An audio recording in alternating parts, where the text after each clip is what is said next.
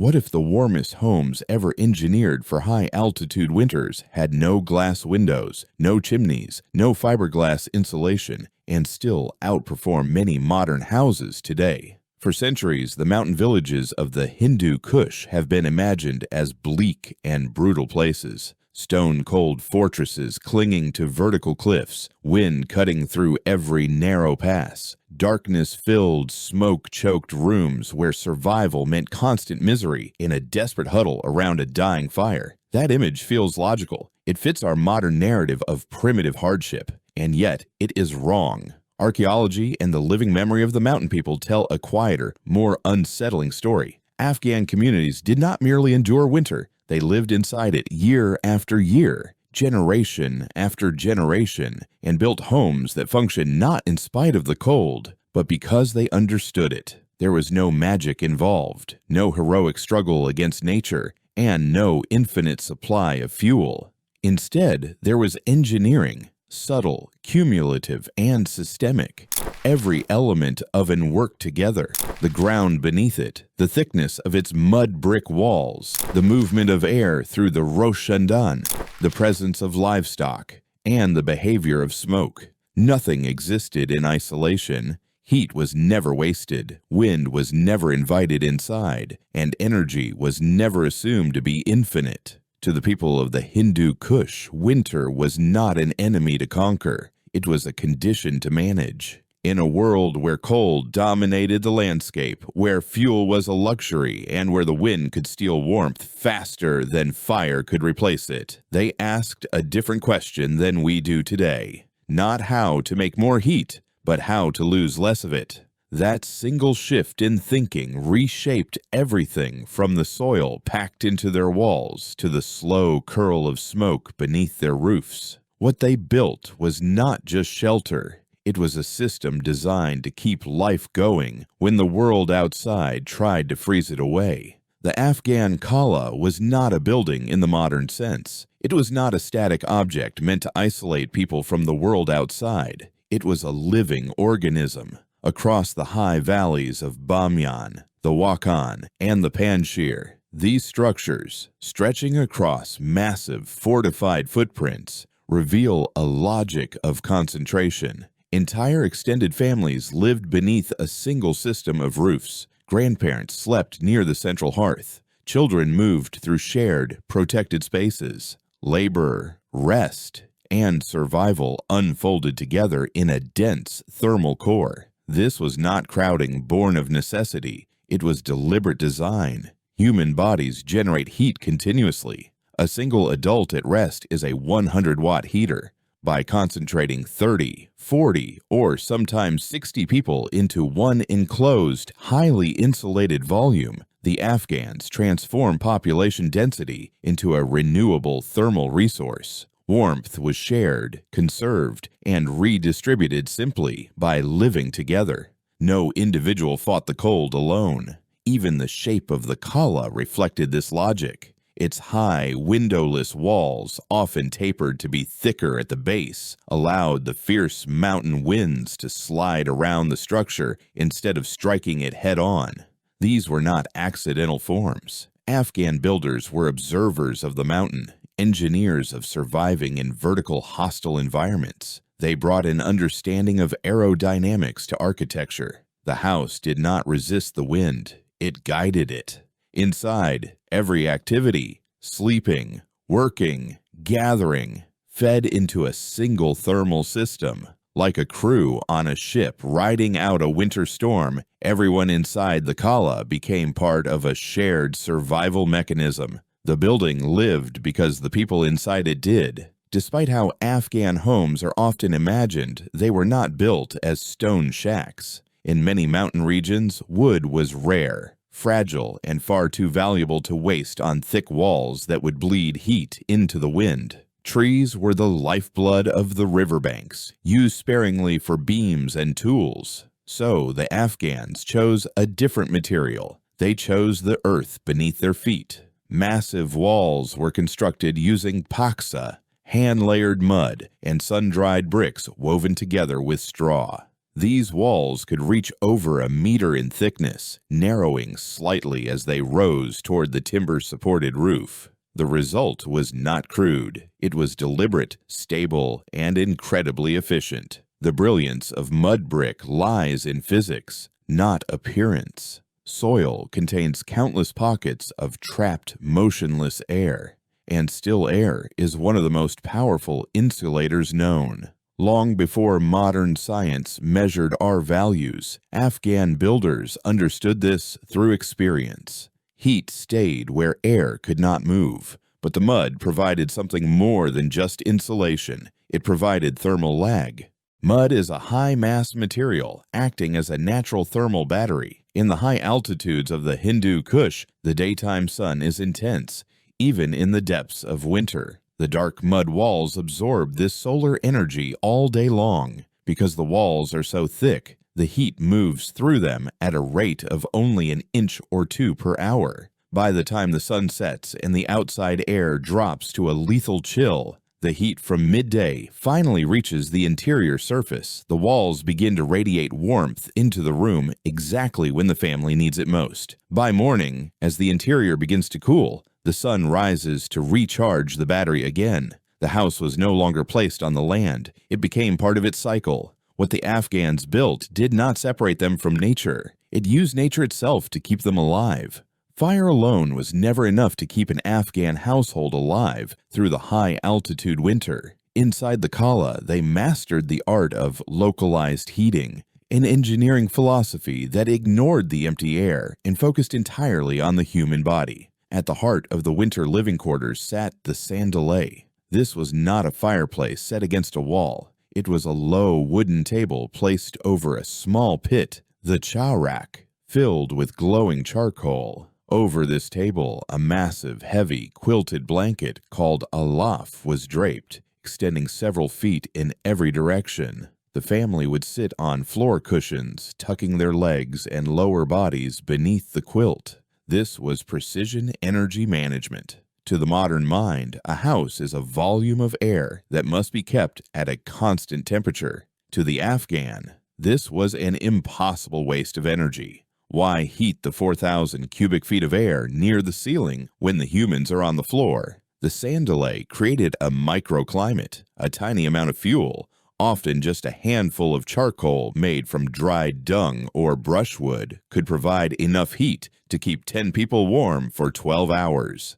The quilt acted as an impenetrable thermal barrier, trapping the rising heat from the coals and the combined body heat of the family. The sandali became the social and thermal backbone of the home. People gathered there to work, eat, tell stories, and sleep. Life organized itself around this micro-hearth. It was a system that understood that warmth does not have to be universal to be effective. It only needs to be where the life is. Inside the Afghan home, humans did not live in isolation. They lived with animals. During the coldest months, the most valuable livestock, cows, sheep, and goats, were brought indoors, occupying sections of the same structure where people lived. To a modern observer, this may seem crude. To the Afghan engineer, it was the integration of a biological furnace. A living animal is a heat engine. A single cow produces as much body heat as several modern space heaters running continuously.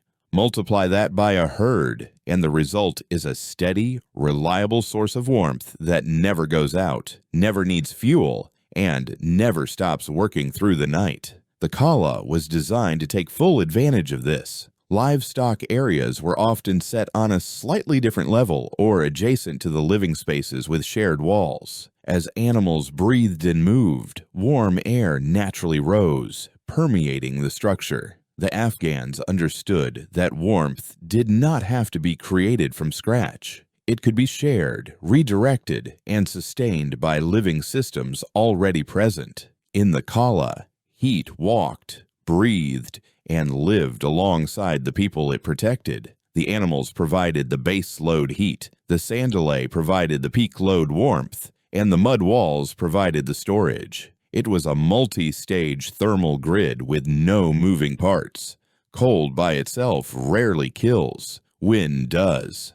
The Afghans understood something modern design often forgets. Moving air is the fastest way to steal heat from the human body and from a home. A calm, freezing night can be survived.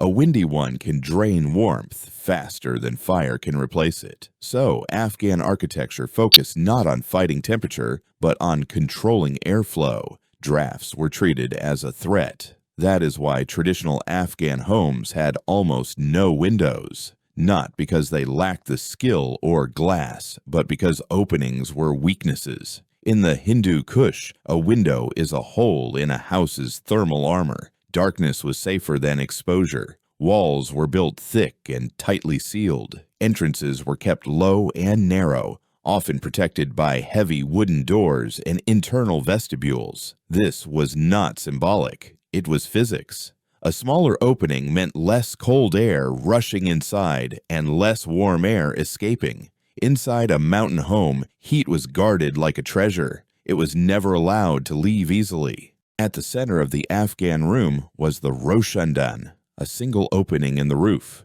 By modern standards, this should have been a flaw. A hole in the roof should have let all the heat out. But the Afghan builder understood the behavior of air well enough to make the hole part of the heating system. Inside the home, smoke from the cooking fire or the sandali did not disappear. It rose slowly and gathered beneath the ceiling. This was not a flaw in the design. It was part of the system. As the fire burned, hot smoke and air formed a warm layer near the ceiling, creating an invisible blanket that trapped heat below where people lived. Warmth was held in place, not allowed to escape upward into the winter air. At the same time, the smoke served another purpose. Soot settled onto the wooden roof supports, coating them in a thin protective layer. Insects were driven away. Moisture damage slowed, rot was delayed. The house was being preserved from the inside out, day after day. While Viking builders had their roof vents,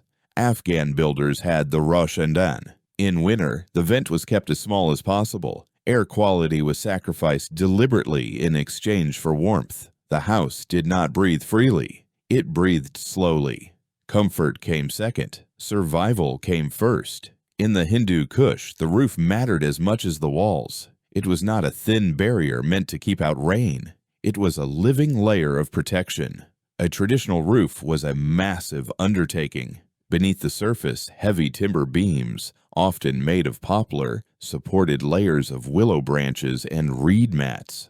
On top of that, thick layers of mud and straw were packed down, then sealed with a final layer of waterproof clay. When finished, the roof could weigh several tons. This mass was not a burden, it was insulation. The heavy roof slowed the escape of heat, stabilized interior temperatures, and pressed the entire structure firmly into the ground, anchoring it against the relentless mountain winds. Sudden temperature swings were softened. Warmth lingered longer. Over time, the roof became part of the ecosystem. It was a place to dry fruit in the summer and a place where snow would settle in the winter. What stood beneath the sun was not a dead structure, but a living extension of the mountain itself. Where modern humans rushed to shovel snow away, the Afghan Highlander allowed it to stay. They understood what snow really was. Not an enemy, but insulation. Snow traps countless pockets of still air between its crystals, making it one of the most effective natural insulators on Earth. As winter storms piled drift after drift against the qala walls and onto the flat roofs, those layers sealed cracks, blocked wind, and slowed the loss of heat. What looked like burial was actually protection. Entire villages could vanish beneath snowdrifts, leaving only the columns of smoke from the roshandan visible against the white landscape. Beneath that frozen armor, the temperature near the walls hovered close to freezing, dramatically warmer than the brutal minus 30 degrees Celsius air outside. The snow absorbed sudden temperature swings. The wind was locked out. Warmth stayed in. The house no longer stood exposed to winter. It was wrapped inside it. In the West, we have the luxury of thermal autonomy. We can retreat to separate rooms, each with its own thermostat. In the Hindu Kush, this was an impossibility. Survival in the mountains required a thermal social contract. Because heat was concentrated in the sandali and the central core, the family was forced into a state of constant proximity. This proximity was the engine of their culture. Stories were passed down because people were huddled together. Skills were taught because the workbench was near the heat. The system of the house extended to human behavior. They ate high-fat diets, wore heavy wool patu, shawls, and timed their chores to the movement of the sun. The house and the human were two parts of a single thermal machine. So why did Afghan villages never freeze? Not because they generated endless heat, not because they burned more fuel than everyone else, but because they understood something we often forget. Warmth is not created, it is preserved. The Afghans did not think in terms of buildings, they thought in systems. Every element mattered. Earth packed into walls, animals sharing living space, the table trapping the coal, smoke held beneath the roof, snow allowed to settle and seal the structure, and human behavior shaped by the limits of winter itself. Nothing worked alone. Heat was slowed, shared, recycled, and protected at every stage. Loss was minimized before more warmth was ever needed. The house became an extension of the environment rather than a barrier against it. Their homes did not fight nature, they aligned with it. And by doing so, Afghan communities created living environments capable of sustaining life in places where many modern buildings would struggle to function without constant energy input. This is not legend. This is not myth. This is primal heritage, the forgotten engineering wisdom of humanity's past. It leaves us with a quiet question that still matters today. In our rush to build houses that look like homes, have we forgotten how to build structures that actually keep us alive?